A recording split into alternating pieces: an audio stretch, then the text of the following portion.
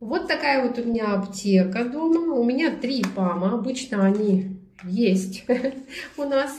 1000-й это чтобы хорошо спалось, если не спится, и чтобы думки все ушли далеко-далеко. 900-й я принимаю с новамином. Это когда воспаление, кашель. То есть вот, да, если только началась температурка, то 5 капсул вечером, 5 капсул утром новамина. Это мое спасение. Вот, кстати, этими 2 продуктами я вылечила пневмонию.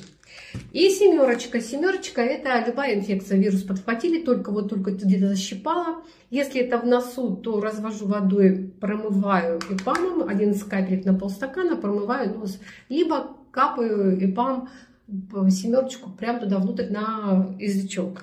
Вот. Так что сегодня будем об ИПАМах.